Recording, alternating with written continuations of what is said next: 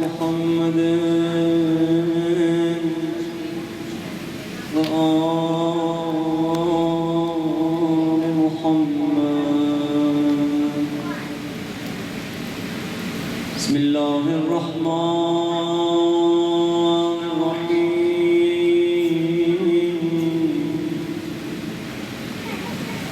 الحمد لله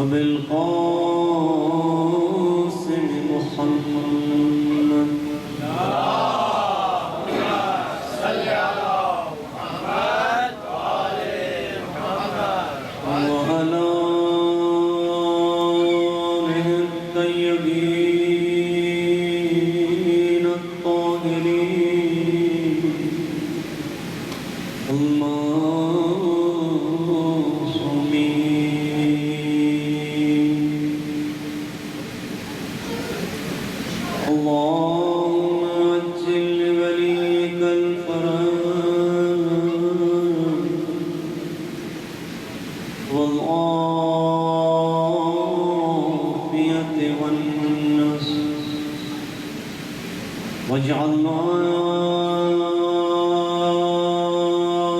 من عوانه وأنصاره والمستشهدين بين يديه رحمة الله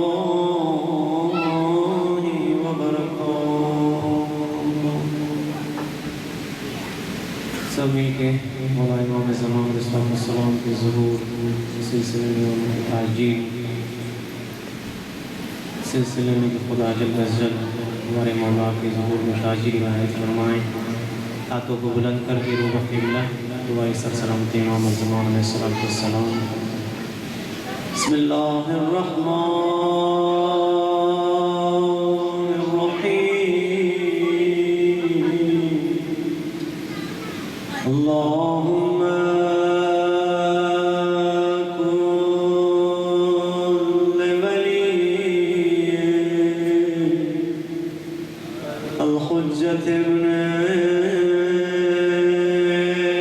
الحسين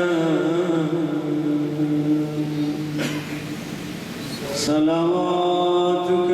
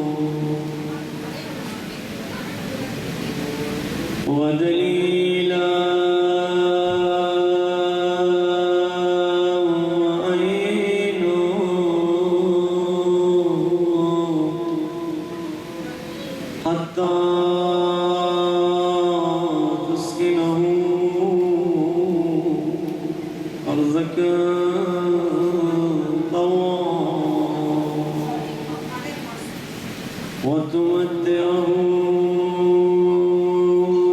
فيها طويلا برحمتك يا أرحم الراحمين. أعوذ بالله من الشيطان الرجيم. بسم الله الرحمن الرحيم. وبه نستعين وهو خير الناصر والرحيم. رب اشرح لي صدري ويسر لي أمري واحلل عقدة من لساني يفقهوا قولي. خدا کا لاکھ لاکھ شکر ادا کرتے ہیں. خدا نے ہر رات ہمیں یہ توفیق دی ہے کہ مجالس اہل بیت علیہ السلام میں شرکت کرتے ہیں. یہ ایک بڑی سعادت ہے کہ خدا نے ہمیں نصیب کیا ہے اور ہم ہمیشہ اس پر شکر ادا کریں. کل رات بھی میں نے بتایا کہ ہر کوئی اپنے لیے کسی چیز کو سعادت سمجھتا ہے، لیکن بہت کم لوگ جانتے ہیں کہ سعادت واقعی کیا ہے. اس دنیا میں جو آپ ہم سب زندگی گزار رہے ہیں، ہر کوئی کسی چیز کو اپنے لیے سعادت سمجھا ہے. کسی نے پیسے کو سعادت سمجھا ہے، کسی نے شہرت کو سعادت سمجھا ہے، کسی نے کرسی کو، کسی نے بادشاہی کو، کسی نے بزرگی کو، کسی نے دولت کو، کسی نے مال کو، کسی نے اولاد کو. ہر کسی نے کسی چیز کو اپنے لیے سعادت سمجھا ہے. بہت کم لوگ جانتے ہیں کہ سعادت کیا ہے. سعادت واقعی ہے، کیونکہ اگر سارے سعادت واقعی کو جانتے ہیں، اگر سارے جانتے ہیں، تاریخ میں تاریخ کی طرف لے جاؤں، گزشتہ تاریخ کو بھی ایک نظر ڈالے اس گزشتہ تاریخ پر، کہ اگر سارے لوگ سعادت سمجھتے ہیں، سعادت واقعی کو سمجھ جاتے ہیں سارے لوگ، تو آج دنیا کی یہ حالت نہ ہوتی، آج انسانوں کی یہ دربدری نہ ہوتی، آج انسانوں کی اس قسم کی بے عزتی نہ ہوتی، آج انسانوں کا وقار اس طرح نہ گرتا ہے. جس شان سے، جس منزلت سے خدا نے انسان کو خلق کیا، کہا ہے وہ منزلت، کہا ہے وہ شان ہے کہ نہیں؟ جس ناز سے خدا نے انسان کو خلق کیا اور فخر کرتا ہوا خدا نے فرشتوں کو بتایا کہ دیکھیں میں نے کیا خلق کیا. تمام مخلوقات میں جو میں نے خلق کیے، سب سے عظیم مخلوق انسان ہے، اور آج تمام ان مخلوقات میں سب سے عجیب و غریب کام بھی شکل انسانی کا. جس ناز سے خدا نے انسان کو خلق کیا، اس انسان نے اس سسٹم کو، اس کائنات کو کیا دیا، خدا کو کیا دیا. اگر سارے سعادت کو سمجھ جاتے، سعادت واقعی کو، تو آج انسان کی اس طرح انسلٹ نہ ہوتی، انسانیت اس طرح بدبخت و ذلیل نہ ہوتی. بس اس کا مطلب یہی ہے کہ انسان سعادت واقعی کو نہیں سمجھتے، ابھی تک نہیں سمجھتے. کئی صدیاں گزرنے کے بعد، ہزاروں سال گزرنے، حضرت آدم سے اگر لے وہاں سے لے تو ہزاروں سال گزرنے، اس کے باوجود انسان کو معلوم نہیں کہ سعادت واقعی کیا ہے. اگر سب سعادت واقعی کو سمجھ جاتے تو کبھی اہل بیت علیہ السلام اس طرح تنہا نہ رہ جاتے ہیں.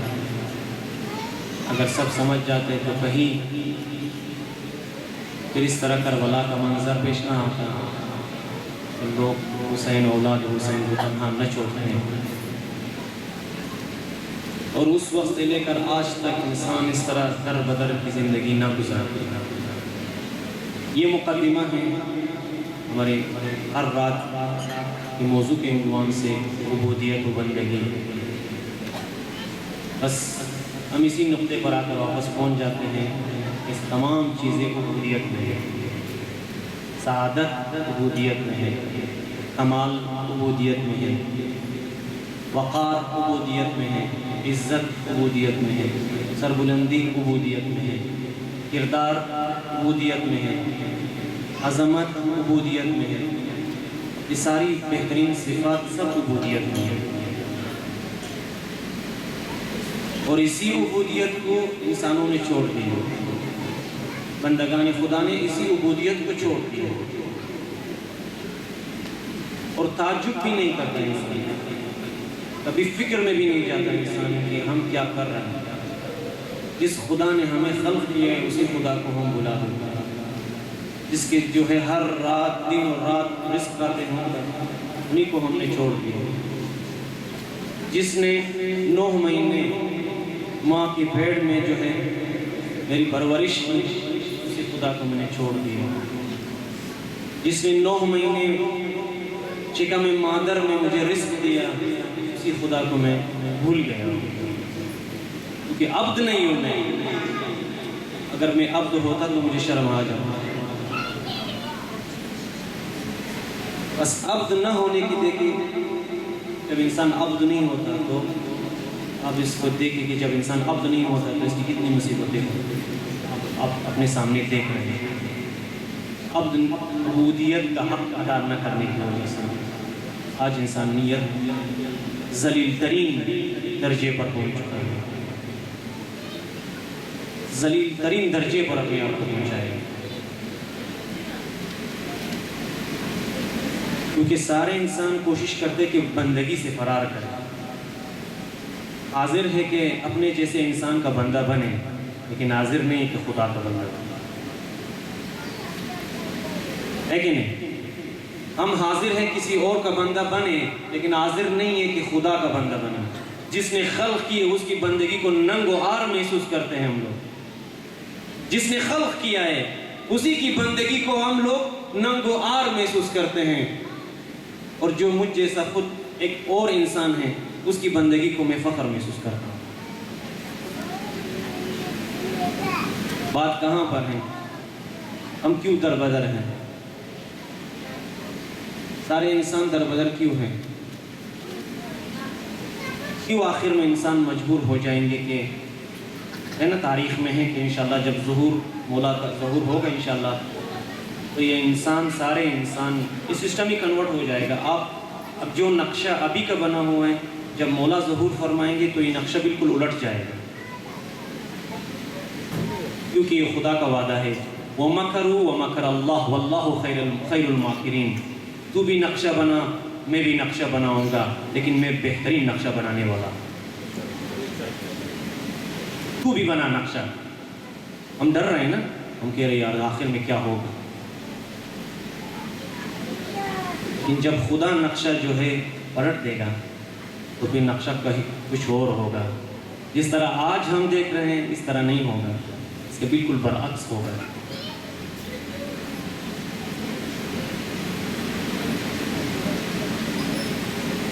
بس عبودیت کا حق ادا کرتے ہوئے اس سے پہلے کہ مولا آ جائے عبد بنے۔ جب آپ عبد بنیں گے تو مولا کی خدمت کریں گے، جب ہم عبد بنیں گے تو مولا امام زمانہ کی خدمت کر سکتے ہیں۔ جب عبد ہی نہیں بنیں گے پھر ہم کہاں سے خدمت کر سکتے ہیں؟ ہم تو پوری زندگی شیطان کو ملامت کرنے میں زندگی گزار رہے ہیں، غلطی خود کرتے ہیں اور شیطان کو گالی دیتے ہیں۔ ہاں، اسی وجہ سے اقبال نے کیا خوب کہا ہے کہ ہنسی آتی ہے مجھے حسرت انسان پر۔ اقبال کا ہے ہنسی آتی ہے مجھے حسرت انسان پر، گناہ خود کرتا ہے اور لعنت بیچتا ہے شیطان پر۔ ہنسی آتی ہے مجھے حسرت انسان پر، ہنسی آتی ہے مجھے حسرت انسان پر، گناہ خود کرتا ہے لعنت بیچتا ہے شیطان پر۔ اب شیطان بھی جب وہ کہتے ہیں نا شیطان پر لعنت کرتے ہیں، شیطان تم پر لعنت ہو، بدبخت تو نے مجھے گمراہ کیا، تو شیطان پتہ ہے کیا کہتے ہیں؟ بدبخت تو خود ہے، سب سے بڑا بدبخت ہے۔ آیت بتا دوں کہ شیطان میں کیا کہتے ہیں؟ بدبخت کہتے ہیں کہ آیت ہے، جب قیامت کا دن ہوگا، جب سارے گناہ گاروں کو لے آئے گا، جہنمیوں کو جہنم کی طرف جب لے جائے گا تو وہاں شیطان کو دیکھے گا. تو جیسے ہی شیطان کو دیکھے گا تو یہ گنہگار انسان سارے کیا کہیں گے وہاں پہ؟ خدایا یہی شیطان نے جو دنیا میں مجھے بہکایا، اسی شیطان نے بہکایا. تو پھر شیطان کی آواز کیا ہے؟ شیطان کی کیا آواز آئے گی؟ فلا تلومونی لوموا انفسکم، تم مجھے ملامت نہ کرو، اپنے آپ کو ملامت کرو، میں نے تمہارا ہاتھ پاؤں تو نہیں پکڑا تھا؟ ہاتھ پکڑ کے میں تمہیں لے گیا نائٹ کلب، میں نے تو وسوسہ ڈالا بدبخت تیرے اندر، میں نے تمہارا ہاتھ تو نہیں پکڑا تھا. شراب کی بوتل ہاتھ میں تمہیں نہیں دیا نا؟ بتاؤ میں نے دیا تھا؟ میں نے تو صرف وسوسہ ڈالا، میں نے کہا دوسروں نے پیے، بدبخت تو رہ گیا ہے، تو بدبخت ہو جائے گا، پی لے، حسرت رہ جائے گی دل میں. سب نے پی لیا، تو رہ گیا، پی لے، یہ حسرت دل میں نہ رہ جائے، کہیں مرتے ہوئے حسرت نہ کھائیں. کئی ایسے انسان ملیں گے جو مرتے وقت گناہ کا حسرت کرتے ہوئے دنیا سے جاتے ہیں. خدا نہ کرے ایسی موت ہمیں نصیب ہو، بہت خطرناک ہے. ایسے لوگ بھی ہیں تاریخ میں گزرے ہیں جو حسرت ایک گناہ میں مر گیا، حسرت ایک گناہ میں مر گیا. حسرت کا ہے کہ کاش میں وہ گناہ کرتا ہوتا، کاش کیوں مس ہو گیا مجھ سے، وائے وائے وائے. خدا نہ کرے کہ انسان حسرت گناہ میں مر جائے. اس سے بڑھ کر اور کیا موت، ضلالت کی موت انسان کو آ جائے کہ گناہ کی حسرت گناہ میں مر جائے. شاید یہ واقعہ میں نے بتایا نہیں بتایا کہ اسی زمانے میں حمام جو ہے، غسل خانہ حمام جو ہے وہ گھروں میں نہیں ہوا کرتا. حمام عمومی خود باہر حمام ہوتے گلیوں میں، تو لوگ وہاں پر جاتے تھے، زنانہ مردانہ. کہتے ایک مرتبہ کسی خاتون نے کسی دروازے پہ دستک دی تو ایک جوان باہر نکل آیا. تو خاتون نے کہا فلانا، خاتون کو معلوم نہیں تھا ایڈریس کس چیز کا، حمام. کہا فلانا حمام کہاں پر ہے؟ تو اس کے منہ سے اچانک نکل آیا کہ حمام وہ گلی کے آخر میں ہے، حمام گلی کے آخر میں ہے. یہ جملہ کہنا تب پچھتا گیا، اسی جملے پر پچھتا گیا. پتہ ہی کیا کہا؟ آہ کاش میں کہتا کہ حمام اسی، یہی میرا گھر حمام ہے. سمجھ گیا نہیں سمجھے؟ ہاں. اور پوری زندگی آخری مرتے دم تک اسی جملے کو تکرار کرتا تھا، کاش میں اس خاتون کو یہ کہتا کہ حمام یہیں پر ہے.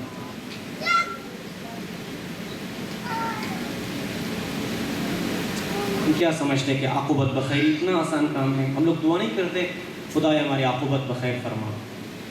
کرتے نہیں کرتے؟ بہت کم لوگ عاقبت بخیر مرتے ہیں، بہت کم لوگ عاقبت بخیر مرتے ہیں. اور آخر زمانے میں جو ابھی آخر زمانے کی شرائط موجود ہیں کہ لوگ جب صبح گھر سے نکلتے، روایت میں ہے جب صبح لوگ گھر سے نکلتے ہیں تو باایمان ہیں، جب رات کو گھر واپس پلٹ آتے ہیں تو بے ایمان ہو جاتے ہیں. اگر اسی روایت کو لائے اسی سرزمین پر فٹ کرے تو اسی طرح ہے. صبح کو گھر سے نکلے باایمان، رات کو آئیں گے نظریں کہاں کہاں گھما کے، دل کہاں کہاں دے کے، جب گھر آئیں گے تو بے ایمان ہو جاتے ہیں. پٹائے نا روایت یا نہیں؟ کہ آخر الزمان میں لوگ صبح گھروں سے نکلتے ہیں با ایمان، رات کو جب گھر واپس پلٹ آتے ہیں تو بے ایمان. اب جس کی زندگی یہ ہو کہ صبح کو با ایمان، رات کو بے ایمان، واہ واہ واہ کیا زندگی ہے، کیا مزہ ہے اس میں. یہ پھر وہ آیت قرآن ہوگی ثم آمنوا ثم کفروا ثم آمنوا ثم کفروا. صبح کو ایمان، رات کو کفر. یہ ہے زندگی انسانوں کی. ہماری کیا ویلیو ہے کہ اپنے آپ کو ہم لوگ عبد کہیں. عبد اسی کو کہتے ہیں کہ صبح با ایمان ہو، رات کو بے ایمان ہو کر گھر آ جائے، اس کو عبد کہتے ہیں. اب تو اس کو کہتے ہیں کہ جب آپ صبح نکلتے ہیں با ایمان، جب رات کو بھی واپس آئے تو با ایمان، سوئے بھی تو با ایمان، اٹھے بھی تو با ایمان. مرے بھی تو با ایمان، قیامت کو محشور ہوں گے بھی با ایمان. سب سے زیادہ مہم یہ ہے. بس عبودیت ہم لوگوں نے نہیں سمجھا ہے، اس وجہ سے ہم نے خدا کو چھوڑ دیا.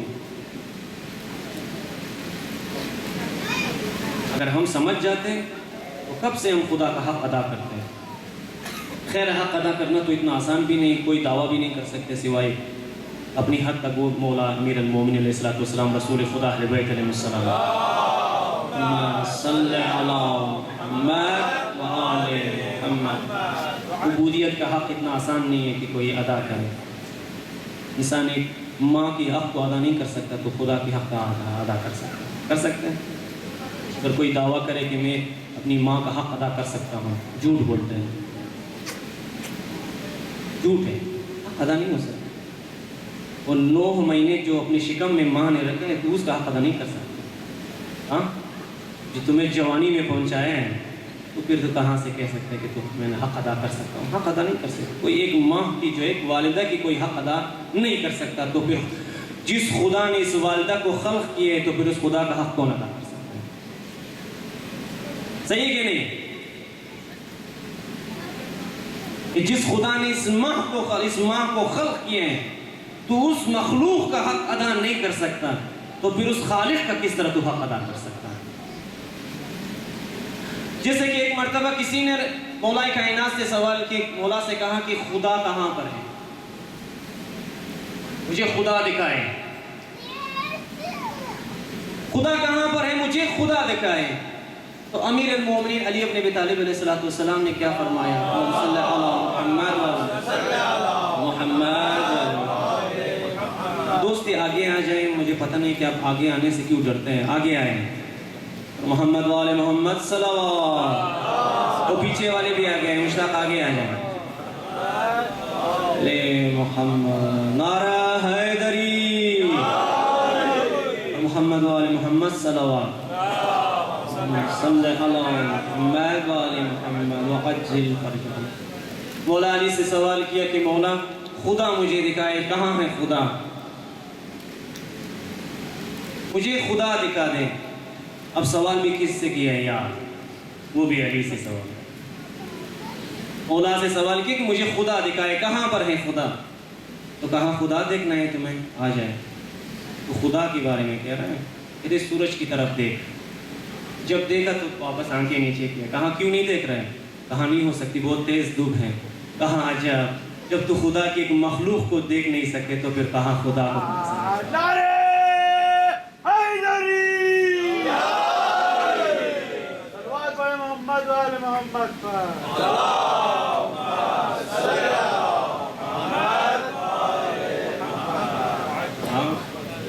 اگر تو خدا کی اس تمام مخلوقات میں ایک مخلوق کی طرف چند منٹ دیکھ نہیں سکتے، اور جس نے اس مخلوق کو بنایا ہے تو اسے کہاں دیکھ سکتے؟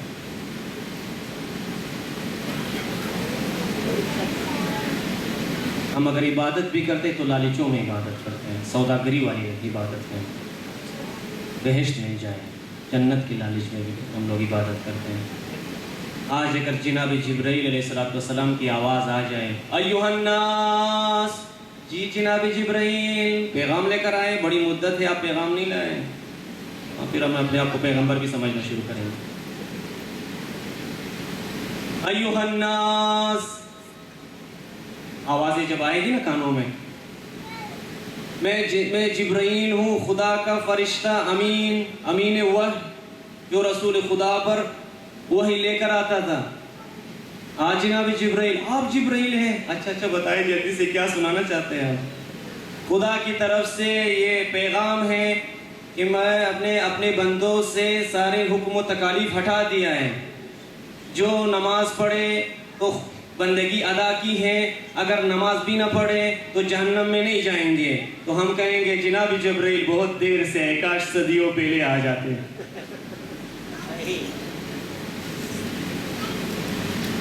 ہے کہ نہیں؟ جناب جبرائیل بہت دیر سے آئے، اوہ کتنی مصیبت سے میں صبح اٹھ کر نماز پڑھتا تھا، ابھی جلدی آ جاتے ہیں. یہاں پر بھی اقبال کا شعر یاد آیا مجھے. سجدہ عشق ہو تو عبادت میں مزہ آتا ہے، سجدہ عشق ہو تو عبادت میں مزہ آتا ہے، خالی سجدوں میں تو دنیا ہی بسا کرتا ہے، خالی سجدوں میں تو دنیا ہی بسا کرتا ہے۔ لوگ کہتے ہیں کہ بس فرض ادا کرنا ہے، ایسا لگتا ہے جیسا قرض ادا کرنا ہے، ایسا لگتا ہے جیسا قرض ادا کرنا ہے۔ تیرے سجدے کہیں تجھے کافر نہ کر دے اقبال، تیرے سجدے کہیں تجھے کافر نہ کر دے اقبال، تو جھکتا کہیں اور ہے اور سوچتا ہے کہیں اور۔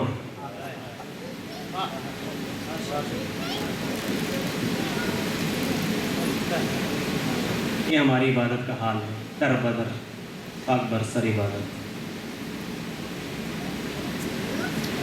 اس چیز پہ ہم لوگ ناز کریں، کیا ہے ہمارے پاس جس پر ہم لوگ ناز کریں؟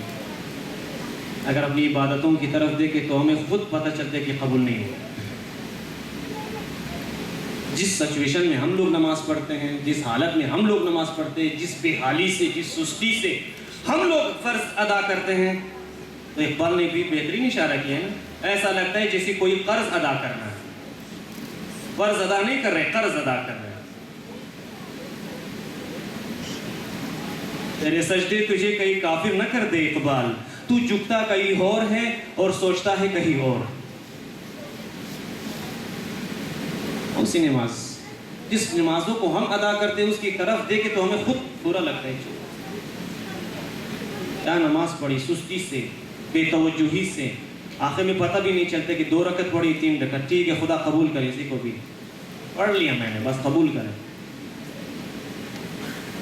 جیسے کہ بندے خدا نے کہا کہ میری جب کوئی چیز گم ہو جاتی ہے تو میں یاد نہیں آتی تو میں نماز پڑھتا ہوں، نماز میں یاد آ جاتی ہے۔ بہترین وقت کسی چیز کو ڈھونڈنے کے لیے نماز، بہترین فارمولا آج آپ لوگوں کو میں دے رہا ہوں۔ کوئی چیز گم ہو جائے نا تو نماز میں آپ کو یاد آ جائیں گے۔ اللہ اکبر، بسم اللہ الرحمن الرحیم۔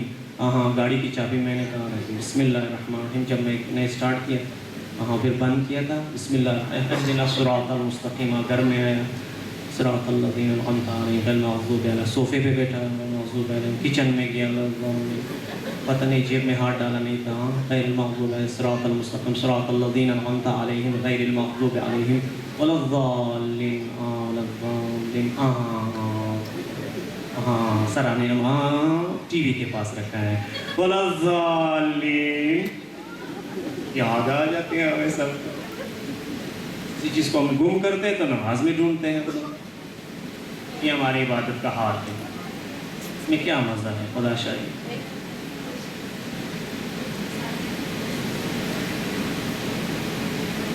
آیت اللہ قاضی طباطبائی کا میں ذکر کر رہا ہوں نا، اللہ کی نہیں، عالم بزرگ، عارف بزرگ، استاد بزرگ نجف اشرف، اگر کوئی گئے تو وادی السلام میں ایک بزرگوار عالم دفن ہے، وہاں جائے تو حتماً حاضری دینا، یہ اولیاء اللہ ہیں، بہت بابرکت شخصیات ہیں۔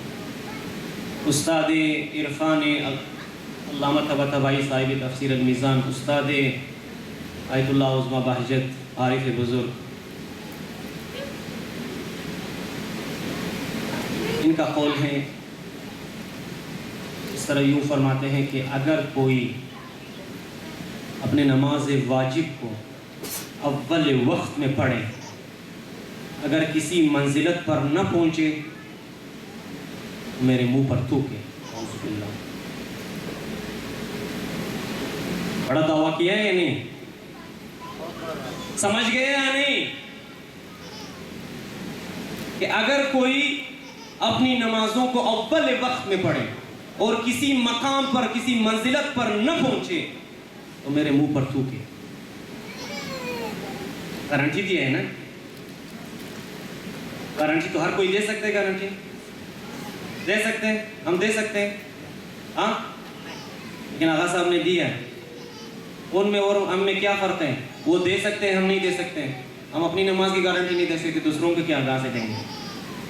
وہ دوسروں کی گارنٹی دے رہے ہیں، اپنی کی تو دور کی بات، وہ دوسروں کی گارنٹی دے رہے کہ اگر کوئی اول وقت میں نماز ادا کرے اور کسی مقام اور منزلت پر نہ پہنچے تو میرے منہ پر تھوکے۔ استغفر اللہ۔ مطلب یہی ہے کہ پہنچیں گے آپ، صرف نماز واجب مستحبات کو آپ چھوڑیے. اگر اتنا بڑا دعویٰ انہوں نے کیا ہے تو اس کا مطلب یہ ہے کہ ہم ادا نہیں کر سکتے اس طرح. امام خمینی رحمۃ اللہ علیہ نے بھی اسی طرح کا ایک جملہ کہا ہے کہ اگر کوئی 2 رکعت نماز صرف اور صرف خدا کے لیے پڑھے تو اس کی جنت کی گارنٹی میں دوں گا. دعویٰ ہے وہی لوگ کر سکتے ہیں جو خود اہل بہشت ہوں تو دعویٰ کریں. ہم کہاں سے کر سکتے ہیں؟ اگر کوئی 2 رکعت نماز صرف اور صرف خدا کے لیے پڑھے تو ان کی بہشت کا گارنٹی میں دوں گا. 2 رکعت پوری زندگی میں, یہ بھی چیلنج کیے کہ پوری زندگی میں صرف 2 رکعت نماز خدا کے لیے پڑھے. تو اس کا مطلب, یہ تمام اقوال کے کہنے کا مطلب یہ ہے کہ ہم لوگ وہ نماز نہیں پڑھتے جس کے بارے میں علماء ارشاد فرماتے ہیں. ہم کوئی بھی چیز کو نماز میں ڈھونڈتے ہیں, نہ سلام کا پتہ, نہ علیہ کا پتہ, نہ قنوت کا پتہ, نہ رکوع کا پتہ, نہ سجدوں کا پتہ. سجدہ کرتے ہیں ظاہر میں خدا کے لیے, توجہ کہیں اور ہوتا ہے. لیلا مجنوں کا ایک قصہ ہے کہ مجنوں عشق لیلا میں بہت گرفتار ہوا تھا, عشق مجازی. جیسے ابھی آج کل فیس بک پہ لوگ ایسے عشقوں میں زیادہ گرفتار ہیں, فضول چیزوں میں.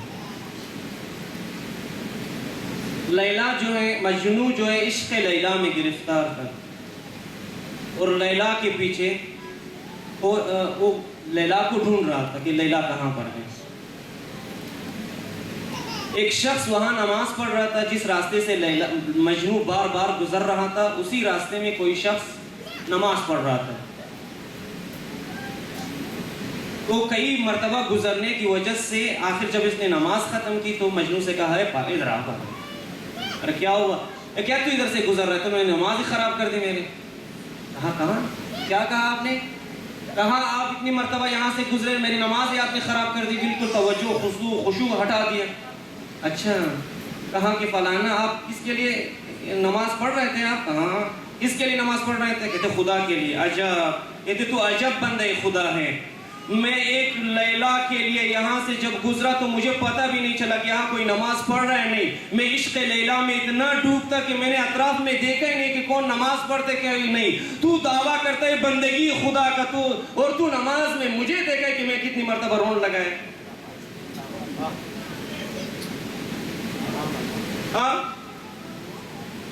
دعویٰ کرتا ہے عشق کا, میں ایک لیلا کے عشق میں اتنا گرفتار ہوں کہ تو مجھے پتہ ہی نہیں چلا کہ اطراف میں کون ہے, کون کیا کر رہا ہے. اور تو دعویٰ کر رہے کہ میں خدا کا عبادت کر رہا ہوں, میں بندے خدا ہوں, عابد ہوں. توجہ کہیں اور ہے.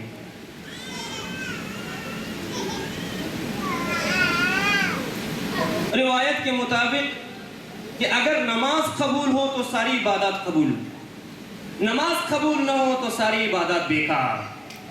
ستون دین, سب مل کے کہے, ڈرے نہیں. ستون دین نماز. اگر نماز قبول ہو تو ساری عبادت قبول, نماز قبول نہیں ہے تو کوئی عبادت قبول نہیں. میں نہیں کہتا ہوں, حدیث کہی, میں نے بتا دیا. نماز قبول ہو تو ساری عبادت قبول, نماز قبول نہ ہو تو کوئی عبادت کوئی قبول نہیں ہوتی. جتنی بھی زحمت کرے کوئی قبول نہیں ہوتی. نماز ستون دین نماز ہے. بس اسی نماز پہ, نماز ہی سے انسان عبودیت سیکھتا ہے, نماز ہی سے انسان عبد بنتا ہے, نماز ہی سے انسان معبود تک پہنچتا ہے. کبھی نماز ہی نہ پڑھے تو نماز میں سستی. صبح کی نماز کب پڑھے؟ جب بالکل سورج نکل آئے. اور مولا امام زمانہ نے 3 مرتبہ لعنت بھیجا ہے, کہتے ہیں لعنت ہو لعنت ہو لعنت ہو اس شخص پر کہ صبح کی نماز اس وقت پڑھے جب آسمان سے ستارے غائب ہو چکے.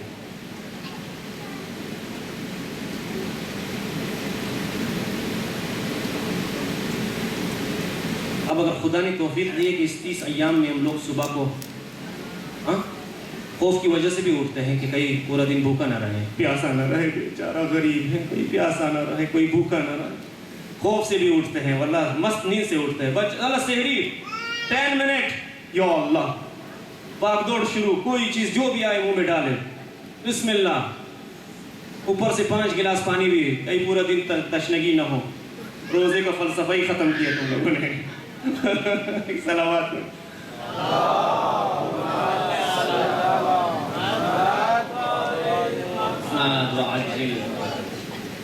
روزے کا فلسفہ ہی ہے کہ آپ پورے دن میں تھوڑا سا آپ کو بھوک کی احساس تو ہو نا, پیاس کی احساس تو ہو نا, پیاس کی احساس ہے نہ بھوک کا. اتنا کھایا ہے کہ بس یہاں تک پہنچا ہے. اب اس سحری کے بعد پریشانی کہ اب ہضم کس طرح کرے اس کو, دہاڑے بے دہاڑے ہضم کرنے میں لگے ہوئے کہ اب اس کو ہضم کس طرح کرے. سو بھی نہیں سکتے, سوئے تو اور داستان, بیدار رہیں تو اور داستان.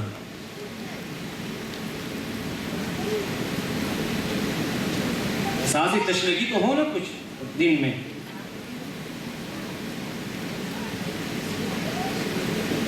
اگر احساس تشنگی نہ ہو, احساس بھوک ہی نہ ہو انسان کو, تو پھر انسان اس کو کیا پتہ ہے روزے کا کیا فلسفہ ہے. جب آپ تو دن میں تشنا رہے نا, پیاسا رہے, تو آپ کو تھوڑا سا احساس ہو جائے گا کہ واقعاً تشنگی کیا ہے. کچھ پیاس کی شدت محسوس ہو تو پھر تشنگی ابا عبداللہ الحسین آپ کو یاد آ جائے. ہر وقت کربلا ہے, صرف فکر کرے. کلو یوم عاشورا کلو ارزن کربلا, ہر روز کربلا ہے. ہم یہ سمجھتے ہیں کہ سن 61 ہجری کربلا تھا, بس ہر روز کربلا ہے. 2013 بھی کربلا ہے, قیامت تک کربلا ہے. ہر روز کربلا برپا ہوتی ہے. ہر زمین کربلائی زمین ہے.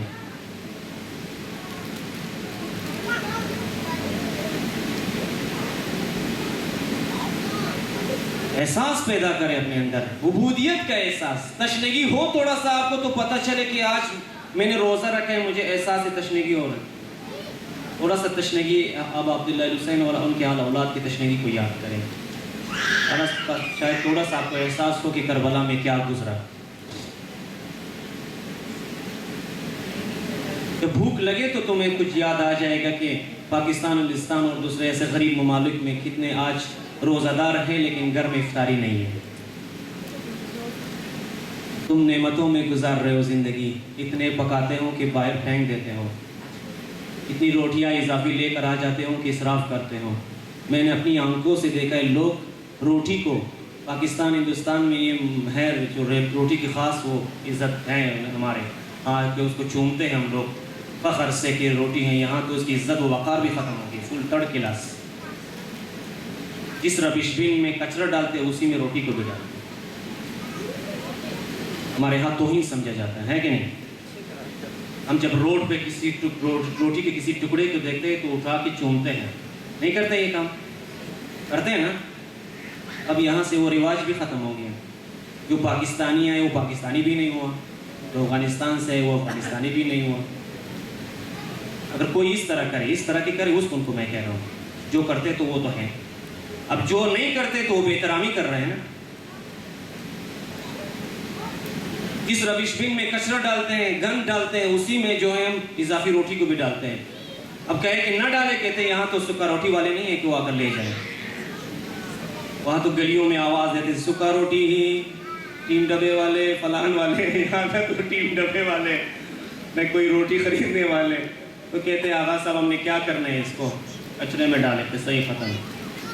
کیوں اتنا زیادہ خریدتے ہیں نا, کیونکہ سستا ہے اس وجہ سے آپ زیادہ خریدتے ہیں. پاکستان میں آپ خرید کے دکھائیں مجھے, پاکستان میں کوئی جرت بھی نہیں کرتا کہ اضافی روٹی خریدے. خرید سکتے ہیں ہاں. پاکستان میں کوئی, ہندوستان میں گوشت جو بکرے کا گوشت ہے 600 روپے تقریباً گوشت ہے. ناممکن سی بات ہے کہ کوئی جا کر گوشت خریدے اور اضافی گوشت خریدے اور کھائے, باقی کو کچرے میں پھینک دے, نالی میں پھینک دے. کوئی کر بھی نہیں سکتا یہ کام. ہم کر رہے ہیں یہاں پر, کر رہے نہیں کر رہے, کیونکہ اضافی ہے نا. نعمتوں میں جب زندگی گزارتے ہیں تو قدر و قیمت ختم ہو جاتی ہے. پاکستان ہندوستان میں لوگ بھوک سے مر رہے ہیں اور ہم یہاں عیاشی کر رہے ہیں. روٹی زیادہ خریدتے کیا ہے, کیا آغا صاحب $2 کتنے مل جاتے, کیا کرنا ہے. تو پاکستان میں اس طرح کرے تو میں آپ کو دکھاؤں. روٹی اتنی مہنگی ہو گئی, گوشت مہنگا ہے, 600 روپے کا گوشت ہے.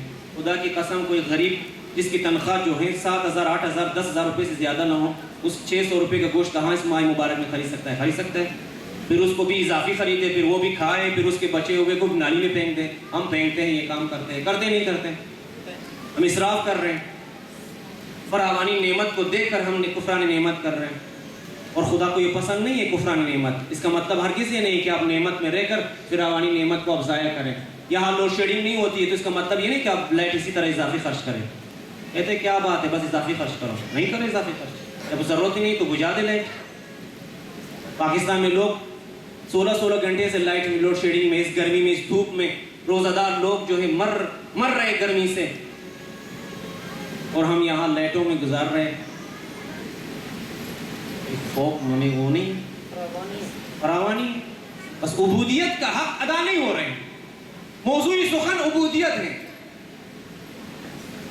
اور اس عبودیت کو ہم بھلا چکے ہیں۔ اگر کوئی عبد بنے تو وہ ہرگز اسراف نہیں کرتا، اگر کوئی عبد بنے تو ہرگز کفران نعمت نہیں کرے گا، کیونکہ جو عبد بنتا ہے وہ علی بنتا ہے، جو عبد بنتا ہے وہ کردار علی کو اپناتا ہے۔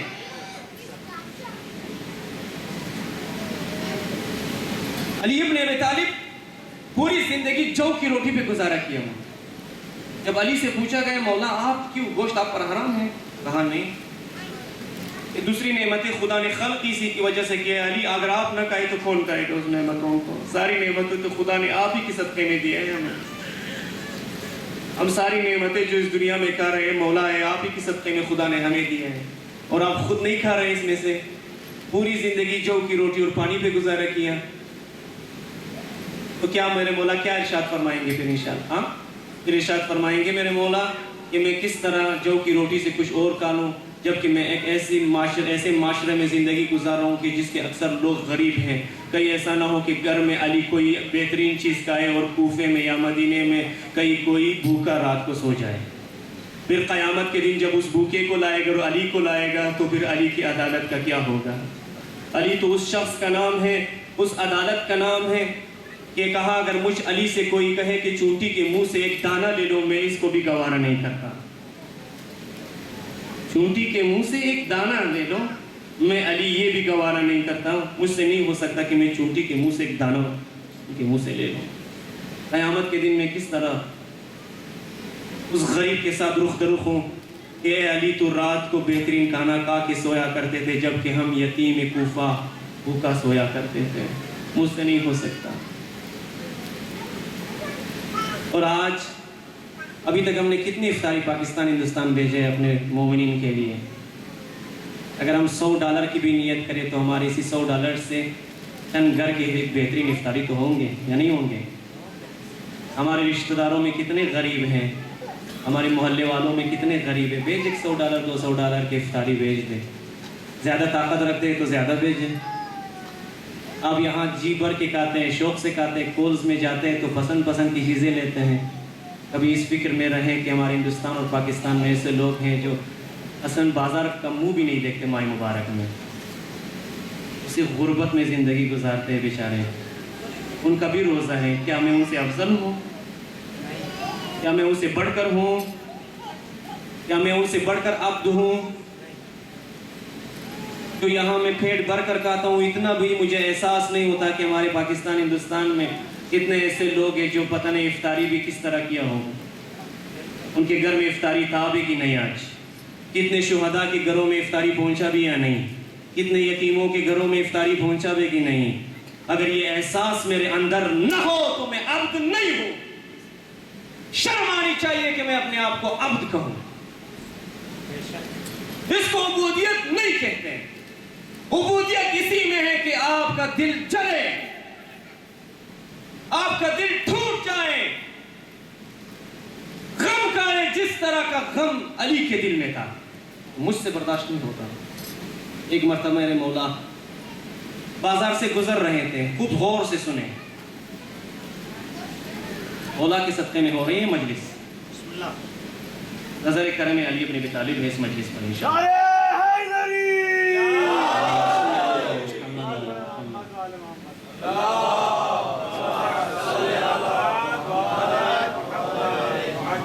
بازار سے گزر رہے تھے میرے مولا، ایک خاتون کو دیکھا مولا نے، بوڑھی خاتون ہے،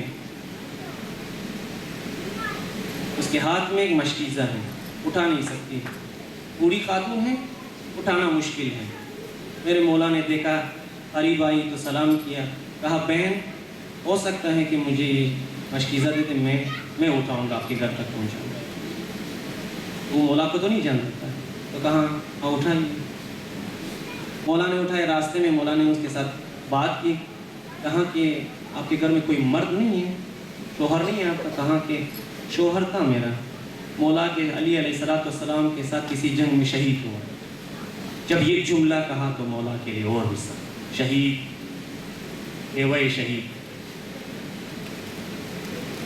جس علی کے ہم ماننے والے ہیں سنے واقعہ سنے, اور دل جلانے والا واقعہ ہے. اگر دل جلایا تو مولائی ہے, اگر دل نہ جلایا تو ہم مولائی نہیں ہے. میں صاف کہتا ہوں, کلیئر بات. میں روایتی مجلس نہیں پڑھتا ہوں, میں وہی مجلس پڑھوں گا جو میرا خود میں نے جو عقیدہ بنایا اپنے عقیدے کے عنوان سے مجلس پڑھتا ہوں. میں نہ کوئی ایگریمنٹ ہے, میں فل